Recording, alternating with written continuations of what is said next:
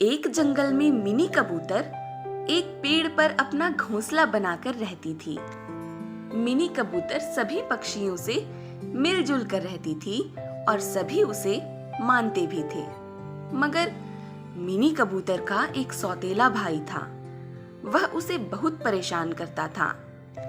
एक दिन मिनी कबूतर अपने घोंसले में सो रही थी, तभी उसका सौतेला भाई टोनी वहां आता है। अरे मिनी, क्या कर रही है तू? बाहर निकल। क्या हुआ? तुम फिर से चले आए? मुझे चैन से जीने क्यों नहीं देते हो? सुन, चुपचाप से मुझे पैसे दे, मुझे बहुत जरूरी काम है। मेरे पास पैसे नहीं है, तुम जाओ यहाँ से। अच्छा, तू मुझसे बहस करेगी? रुक, अभी तुझे बताता हूँ। टोनी कबूतर मिनी कबूतर को डंडे से पिटाई करता है और जाते वक्त उसका घोंसला तोड़कर चला जाता है। ये क्या कर दिया तुमने? इतना कहकर मिनी कबूतर बहुत रोने लगती है। टोनी कबूतर हंसते हुए वहां से चला जाता है।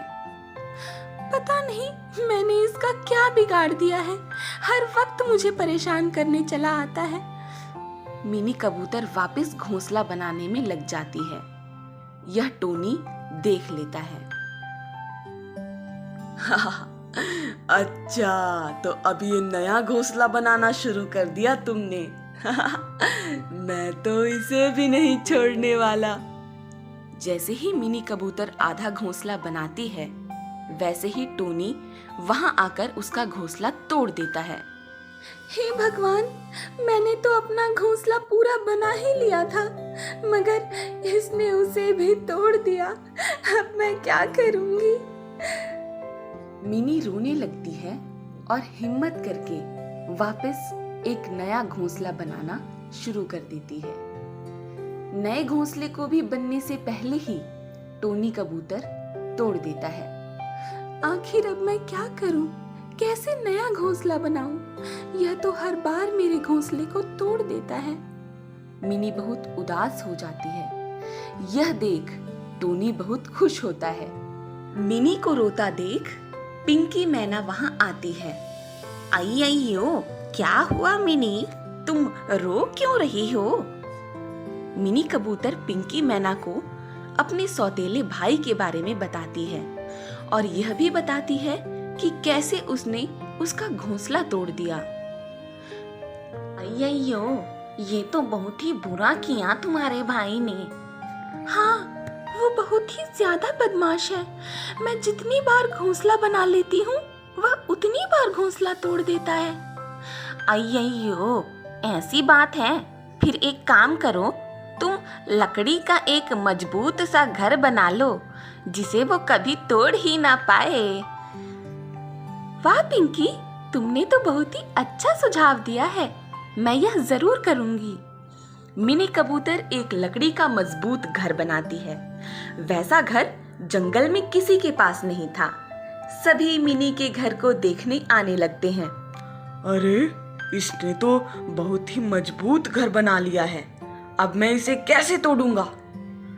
टोनी उस घर को भी रात के वक्त तोड़ने की कोशिश करता है, मगर लकड़ी का घर उससे नहीं टूटता। कुछ न कुछ तो करना ही पड़ेगा। टोनी जंगल के उस्ताद बाज के पास आता है। बाज, आपको पता है, मिनी सभी के साथ मिलकर आपके खिलाफ मोर्चा निकालने वाली है। ये क्या कह रही हो? वो ऐसा कैसे कर सकती हैं? मैंने तो उसके साथ कुछ भी बुरा नहीं किया। वही तो, मगर फिर भी वो आपके खिलाफ मोर्चा निकालने की सोच रही है। ये तो बहुत ही गलत बात है ना। मैं तो कहता हूँ आप उसे जंगल से निकाल दीजिए। तुम सही कहते हो, अभी बुलाता हूँ उसे और जंगल से निकल जाने को कहता हूँ। मिनी बाज के पास आती है। टोनी भी बगल में खड़ा होकर मुस्कुरा रहा था। क्या हुआ बाज, आपने मुझे बुलाया? तुम सभी के साथ मिलकर मेरे खिलाफ मोर्चा निकालने का सोच रही हो, इसीलिए मैं तुम्हें जंगल से निकल जाने का आदेश देता हूँ। आपको ये किसने कह दिया कि मैं आपके खिलाफ मोर्चा निकाल रही हूँ? ये सब गलत है। मुझे पूरा विश्वास है यह आपसे टोनी ने ही कहा होगा। क्या आपको पता है, इसने मेरे साथ बहुत ही बुरा किया है। इसने मेरा घोंसला तोड़ दिया और जितनी बार मैं घोंसला बनाना चाहती थी उतनी बार इसने मेरा घोंसला तोड़ा। इससे परेशान होकर मैंने लकड़ी का एक घर बनाया है। लकड़ी का घर? ये कैसा होता है? आप चलिए मेरे साथ, मैं दिखाती हूँ।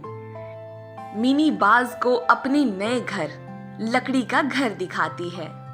बाज लकड़ी के घर को देखकर मिनी से बहुत खुश हो जाता है। वाह वाह मिनी, ये तो बहुत ही खूबसूरत है। क्या तुम मेरे लिए भी एक ऐसा घर बना दोगी? हाँ हाँ, क्यों नहीं। टोनी, आज के बाद तुम मिनी को कभी परेशान नहीं करोगे, नहीं तो मैं तुम्हें जंगल से निकाल दूंगा। सर झुकाकर टोनी वहां से चला जाता है और मिनी खुशी खुशी जंगल में लकड़ी का घर बनाकर रहने लगती है। जंगल में एक बहुत ही खतरनाक चील रहता था। किसी भी पंछी के बच्चे को चुपके से उठा लेता है और उसे मार कर खा जाता है। सभी चील के डर से अपने अपने बच्चे को संभाल कर रखते थे। कुछ दिनों से उसे एक भी बच्चे नहीं मिले थे। बहुत जोर की भूख लगी है, कुछ मिल जाए अभी खाने को तो मजा आ जाए। यही सोचकर चील आराम से आसमान में उड़ता हुआ जा रहा था। तभी उसकी नजर पेड़ के एक घोंसले पर पड़ती है। अरे, यहाँ से देखने से तो ऐसा लग रहा है जैसे कोई नया बच्चा हो। रुको, अभी देखता हूँ पास जाकर। चील तुरंत घोंसले के पास आता है। क्या नजर है मेरी, ऊपर से ही देखकर पता लग गया, जरूर यहाँ बच्चा है। चील उस बच्चे को उठाकर अपने साथ ले जाता है। जिस वक्त चील उस बच्चे को उठाकर ले जा रहा था, उस वक्त उसकी माँ घोंसले में नहीं थी। वह भोजन इकट्ठा करने गई थी। भोजन इकट्ठा करके जब गौरैया घोंसले में वापस आती है तो अपने बच्चे को ढूंढने लगती है। अरे अरे, मेरा बच्चा कहाँ गया है? बेटा, कहाँ है तू? हे भगवान, अब मैं क्या करूंगी? कहाँ ढूंढूंगी अपने बच्चे को? गौरैया जोर जोर से रोने लगती है। तभी हड़बड़ी में मैना वहाँ आती है और गौरैया से कहती है, गौरैया बहन, मैंने अभी अभी देखा है वह नर्तकी चील आपके बच्चे को अपने साथ उठाकर ले जा रहा है। हाँ, क्या सच में? हाँ हाँ, अभी मैंने देखा है। जाओ जाओ और जल्दी जाकर अपने बच्चे को बचाओ उस निर्दयी चील से। गौरैया तुरंत चील को ढूंढते हुए बाहर निकलती है तो देखती है एक पेड़ के नीचे चील बैठा है। गौरैया चील के पास आती है। हे निर्दयी चील, छोड़ दे मेरे बच्चे को, उसने तेरा क्या बिगाड़ा है? ओ भाई, अरे तू कहाँ से आ गई? चले जा अभी के अभी, वरना तुझे भी खा जाऊंगा। मैं कहीं नहीं जाने वाली, मैं अपने बच्चे को साथ लेकर ही जाऊंगी। गौरैया और चील यह बात कर ही रहे थे, तभी तोता आता है और गौरैया के बच्चे को अपने साथ उड़ाकर ले जाता है। ओए, ये मेरा शिकार है, छोड़ दे इसे, मैं खाऊंगा। तोता गौरैया के बच्चे को लेकर उड़ जाता है और उसके घोंसले में लाकर रख देता है और वापस गौरैया को बचाने जाता है। इतने में ही चील अपने दोस्त को बुला लेता है।